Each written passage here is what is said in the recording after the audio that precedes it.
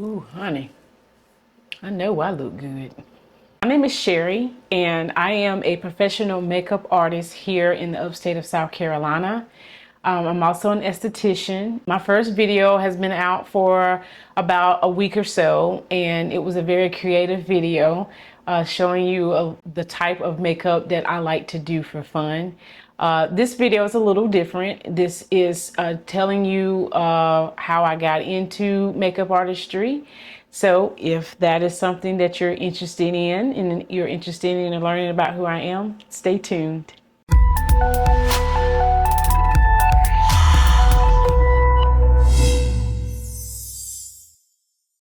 I tried to film this video yesterday 3 times and my camera kept overheating. So I took it as a sign that I needed to stop and just take a break and come back to it today. I am learning that my rawness is my freedom. So I just want to just come here and be as authentic as I can. My first video I loved, but this video is more about who I really am and why I am on this journey. So I am turning 43 this week. Most likely when this video goes out, it will be Thursday, July 10th, which is my birthday.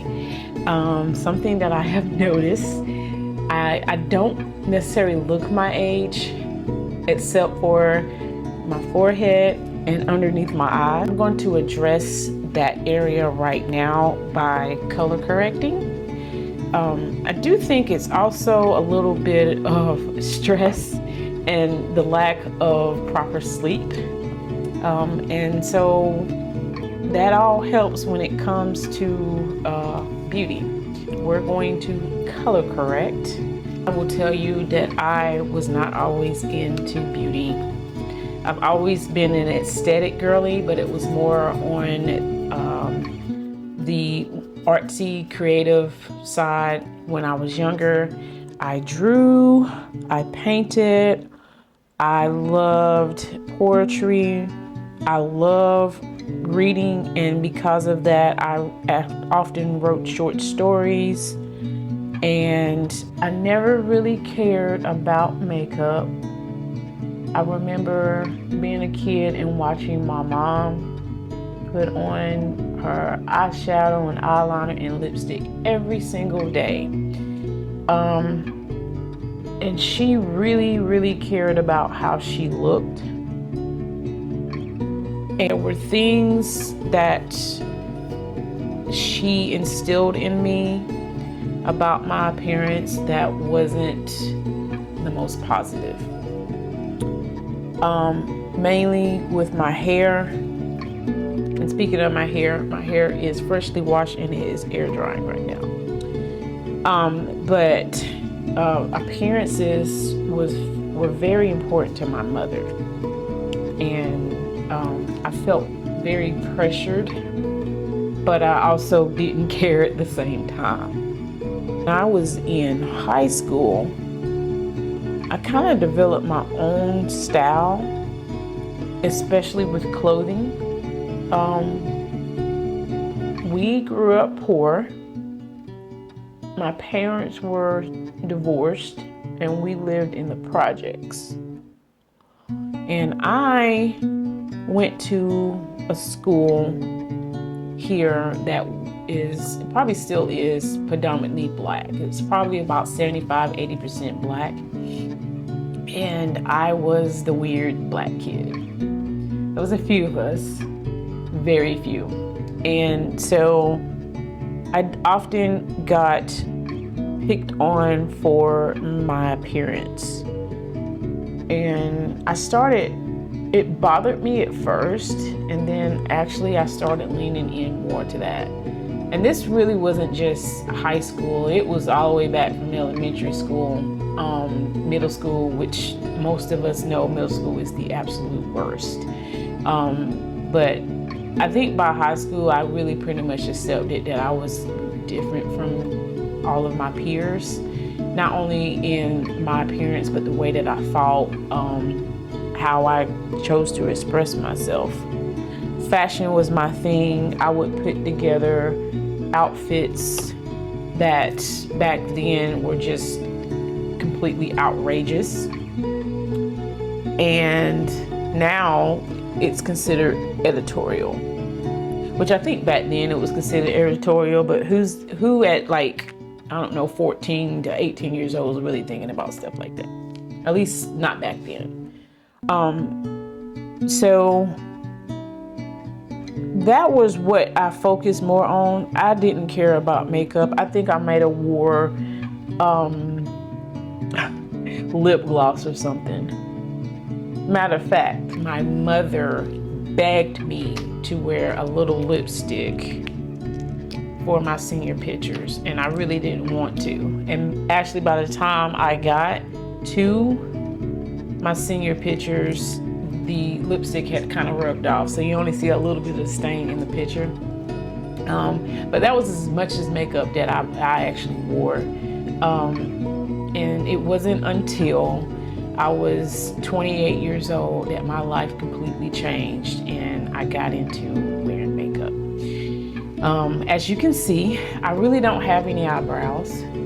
I have just enough hair where I'm able to fill them in, but they're very sparse. When I was 28 January, I got married for the first time. It was someone that I worked with. I used to work at Home Depot, and we met, started dating, and we eventually married. We are no longer married, but we are still very good friends. And matter of fact, he's probably watching this video. Shortly after, I developed very unhealthy eating habits. And part of those unhealthy eating habits, the way for me to lose the weight that I felt like I needed to lose, I partake in drugs. Fall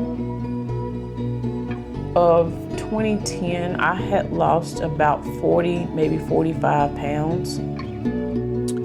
And I found a tiny pea-sized lump on my left breast. This was something that completely took me by surprise. And I had a coworker at the store that I worked at who had been out on medical leave for a few months. She was going through her battle with breast cancer, and she and I were pretty close. We worked in the same department, and I called her my work bestie. So I called her and I let her know what was going on. And, she prayed with me. And a few other friends and coworkers knew that this was something that had been found. I reached out to my gynecologist, because at the time she was really my only regular doctor. She did a self-exam and she felt the lump as well. And guys, this lump was so tiny, it really was like a pea. She put in a referral for me to go to a breast health center here to have an ultrasound. I remember going to have my ultrasound, and the very same day after the ultrasound, they decided that they wanted to do a mammogram. I think they said that they saw something and they wanted to make sure that it was nothing serious. So that same day, that ultrasound was a mammogram. Years old. And usually back then, this was 2010, I think the recommended age for a mammogram starts at either 40 or 45. So I had the mammogram, and then they come back in afterwards and they was like, well, we want to do a biopsy. I had a biopsy done that following Tuesday. By Thursday, I was diagnosed with breast cancer. The shock didn't last very long because everything went pretty fast after that. They determined that the cancer was stage 1, which was great. I had to go through genetic counseling, which basically, because I was so young, they wanted to know if there was something as far as like genetically that could have caused this. So I went through blood work, and it was sent off, and it was found that I actually carry the BRCA1 gene, which is a breast cancer gene. And it didn't necessarily cause the cancer. I mean, there's many reasons for that, but having the gene put me at a disposition for cancer. So, because I had this gene, I had a 67% chance of it coming back even if I had the lump removed. This type of cancer that I had wasn't hormone driven. It was triple negative, which I believe at the time I was told that there's about 15 different types of breast cancer. My cancer was not hormone driven, which is the most aggressive cancer that there is, because they don't really know how to treat it. The chemotherapy, a lot of the chemotherapy is treating cancer that is driven by estrogen, right? That's why they say that like being on birth control can cause cancer, because it is pretty much putting a form of estrogen in your body. Mine was not driven that way, so the drugs that they give you, they couldn't guarantee that it would, fight off the cancer. Because of that, those two factors, my age, the BRCA1 gene, and the type of cancer I had, I elected to have a double mastectomy and 6 months of chemotherapy. December 6, 2010, I had both my breasts removed and prepped for reconstruction. They don't immediately put in your breast implants. They had to remove both breasts, including the nipple. They sent off a couple lymph nodes to pathology. Luckily for me, the cancer was localized and had not spread to any parts of my body. They put in these tissue expanders to prep me for having breast implants put in at a later date. But because I was going to be doing chemo, I had to wait to have my breast implants put in. The surgery was pretty rough, but it was nothing like the chemo.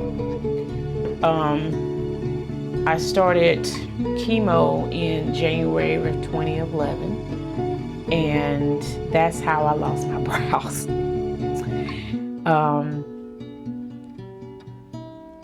I had hair that was probably to my shoulders.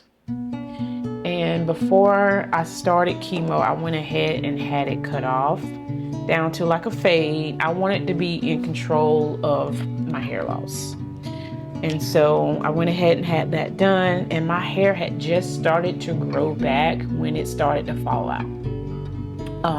My chemo was for 6 months. It was every third Thursday. So every 3 weeks, I would go in, and the best way that I can describe chemotherapy and the effects of it is like having the flu. So I would get my infusion on Thursday. It would take pretty much the entire day. By that night, I started to feel kind of sick. By that Friday, I was completely down. It was like having the flu. It actually builds up in your system. Every time I got a new infusion, it would get worse. So by the end of my last treatment, I was actually in a wheelchair because the chemo gave me neuropathy. And if I would just step from out of my car into making a few steps to my apartment door, I would be out of breath. My legs felt so heavy. Going back to my hair loss, the hair came out right after the first treatment. It was like 2 weeks later. I started to just pick up pieces and it was just coming up like, I don't know, it kind of like, it reminded of me like pulling back carpet. But that's how it came up. And my brows, my eyelashes, the hair underneath my armpits, the hair on my legs, everything. I was completely hairless. I had a car at the time that did not have any AC. And I was wearing wigs, and they were okay. But there was one day I decided I wanted to go up to the store, and I did not want to wear a wig. I didn't care, it was so hot. So I go into the store, and mind you, I am flat chested. I have no hair, no brows, I'm wearing a ball cap. And this little boy and his mother are on the same aisle as me. And he stares at me, and then he looks at his mom. And he goes, "Mommy, is that a boy or a girl?" Her mouth just dropped open. Oh my God, I'm so sorry. I think it was very obvious that I was going through some type of treatment. But she apologized, and I didn't really take any offense to that, but it kind of stood out to me. So I got home, and that was when I got on YouTube to learn how to fill in my eyebrows. The rest is pretty much history after that, because that's when I really learned that I enjoy doing makeup. I went from learning how to fill in my brows to doing eyeshadow, which is like my favorite part of makeup. And then putting on foundation and all the other different steps. But that's where I found like my creativity again, which, I had lost years prior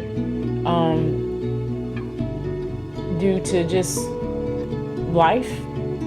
I'll be completely honest with you guys, but I have lived a life that's full of stories that some of them are very heartbreaking, very traumatic, such as this one. But during those times, especially in my early adolescence, I lost that creative aspect of myself. Things were about survival for me. My parents were divorced. My mom remarried to a guy that was not the greatest person, and he was very abusive. There were relationships that I had in high school that were not the best. There were things that I put myself through. And so all of the creative part of me kind of got pushed back, and I lost it. So finding that in makeup was, it saved me. I will say that getting breast cancer at a very early age saved me, because if we go back to when I told you all that I was experimenting with drugs to lose weight. When I found out that I had cancer, all of that stopped. It was almost like, okay, you've got to put down this this BS, and you've got to fight for your life. And so I am now have been clean from any hard drugs since September of 2010. I always worked jobs that I didn't necessarily like working. I was at Home Depot for about 8 years. That is where I met my first husband, and we eventually divorced. I had met my second husband, my son's father, and he still is he's a musician. We're no longer married. That's another story for another time. But I wanted a better work-life balance. My journey took me to actually work as a scheduler at the Cancer Institute, where I did my treatment. I scheduled doctor's appointments, labs, but I also scheduled the actual chemotherapy treatments until 2020 when COVID hit. All right. So I went ahead and did my eyeliner and my lashes off camera. It is easier to do when I'm not talking. I'm going to go ahead and get started on my complexion. My skincare goes on before I even sit down to do makeup, so it has a chance to soak in and not mix it in with my foundation. I'm going to go ahead and put on my sunscreen. Remember, I am a esthetician, so I'm always wearing my sunscreen. So I took a furlough from my job. The one reason why I took a furlough during COVID, it was offered to me. I felt that it was best because at the time I was going through my second divorce, and now I had a kid who was around 2. I had a kid that they told me that I would not have after chemotherapy. He is my miracle baby. But this was another time in my life that was very messy, and I used that time away from work to get myself together. I had several friendships that were failing. There were a lot of things that I was recognizing about myself. I realized by discovering a book called The Secret, completely changed my life. And I realized that a lot of everything that I had went through was manifested from me. Where I'm at spiritually, I understand that life happens for me and not to me. I knew early on that there was a reason why I was diagnosed. I did not realize that cancer ran in my family at the time. My family, they're pretty estranged on both sides. My grandmother and my father both died at 55 years old. My great-grandmother died from breast cancer when she was only 33 years old. And I've learned that cancer is very prevalent on both sides of my family, but I was the only one that discovered that I had the breast cancer gene and able to make the decision based off of that. I understand that I am breaking generational curses in multiple areas. One being medically speaking up for myself, but also realizing that a lot of the things in my life was manifested based of my own thoughts. I was not taught to speak up. If anything, I saw a lot of things in my family that was not right, and when I spoke on it, of course, I got in trouble for it. I come from that generation, and a lot of you can relate, is that you speak as a child when you're told. Reading that book was an introduction into spirituality for me. I grew up where we went to church every Sunday. Not only did we go to church every Sunday, but we participated. We worked in the church. My grandmother, the deaconess in the church, also a sorority sister, and there was a lot of things that we did that revolved around being around other people, being in the community. So like most of us here in this country, especially in the South, we, grow up Christian. And I considered myself a Christian even though I didn't necessarily practice certain things. Even during the times where I left the church and went back, that was my faith, was God. God is all.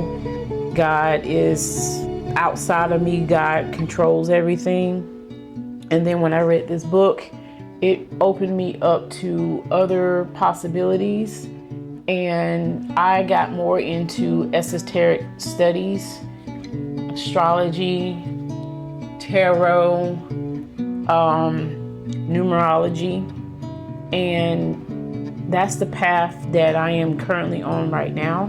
And because of that, I realized that my soul chose this life, chose all of the lessons that I am learning for my evolution. After about 7 years at the hospital, I decided through a series of many things that was happening that my time there was done. I ended up being in 4 different departments within the 8 years. And that last department, I was only in for like 6 months till I realized that I had completely burned out from being in healthcare.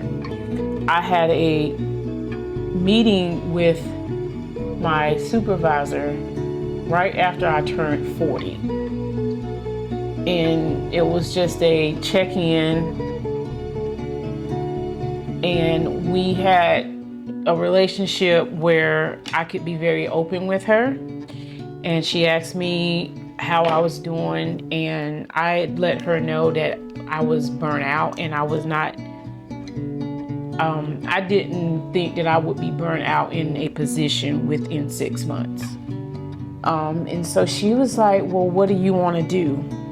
And it just came out of my mouth. It was like, I want to go back to school, and I'm going to be a makeup artist. Throughout my journey into makeup, all of my friends, my coworkers, my family was like, oh, you should be a makeup artist. But I would make up all of these excuses on why I couldn't do it. And I was holding myself back. And all of the limiting beliefs from childhood, from society, even ancestral, it was in me, and I didn't believe that I could do it. So I made up all of these excuses on why I couldn't do it. But then I looked at why I could do it, how I got to this point. I've met other people that have had cancer that are around the same age or even younger than me, and I've helped them on their path. I felt like that it was something bigger than that. I went to school to be an esthetician, to get my esthetician's license. I understand that skincare is first and then makeup, and I wanted to have that education. There are a lot of great makeup artists in my town, but very few of them are actually estheticians. And I like to teach, so I wanted to make sure that I had proper education. So once I made the decision to go back to school and using what I was learning with manifestation, all of the doors just started opening up. The aesthetics program usually had about a 2-year wait list. I was the only one in my class of 17 people that did not have to be on that wait list. The universe was rooting for me. It was like, this is now your time. You're now aligning with your path. This is what you're meant to do.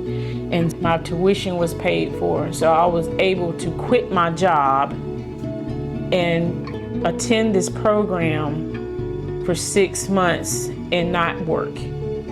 I was so intentional about starting my own business. I already had a name for my business, my LLC, my business bank account by the first week of class. I chose the name the Atomic Beauty Room for multiple reasons. One, I absolutely love the mid-century modern era. The cars, the architecture, the fashion, the hairstyles. I started modeling back in 2019 when my second divorce was happening, as a way to help my self-esteem. Going back to the breast cancer, I chose a double mastectomy, which ended up being a complete disaster. My self-esteem, even though I had discovered makeup, it would continue to tank because I have a lot of scars from my reconstruction. I've had several surgeries to repair the area. I have a lot of raised scars, and it had affected my self-esteem. I loved girls that were fully tattooed, but they were dressing up as 1950s pinups. And it all kind of wrapped into my love for the atomic age.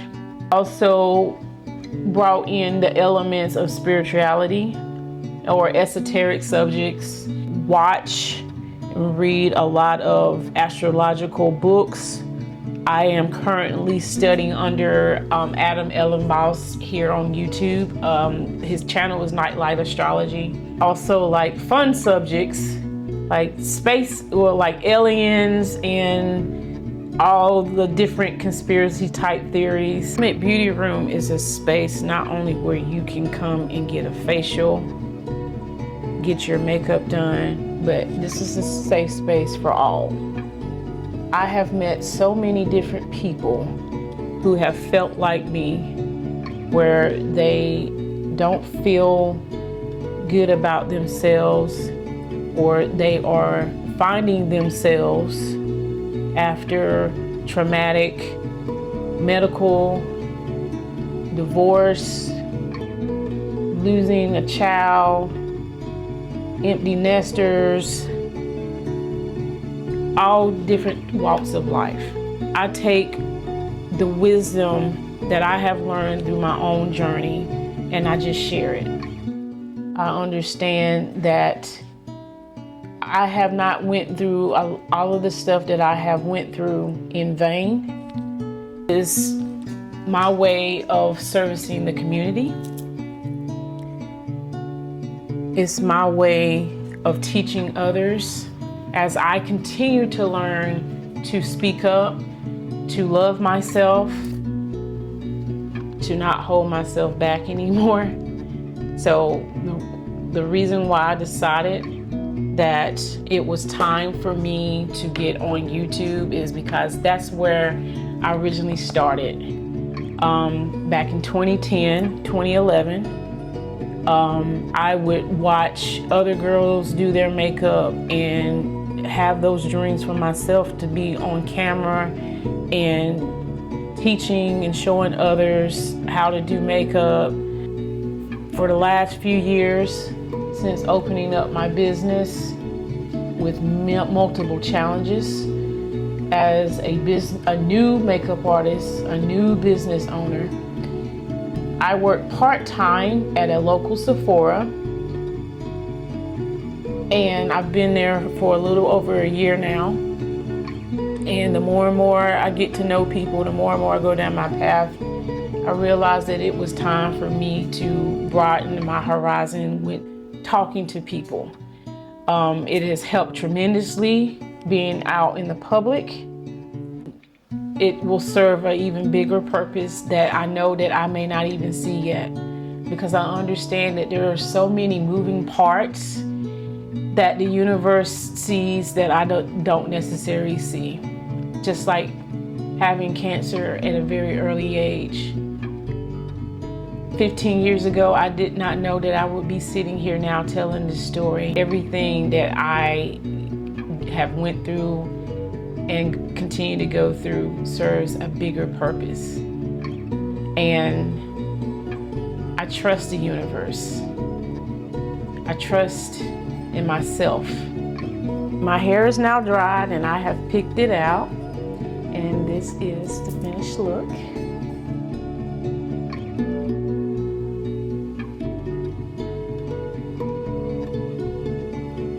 I want to thank you all for joining me today, letting me share a little bit of my story.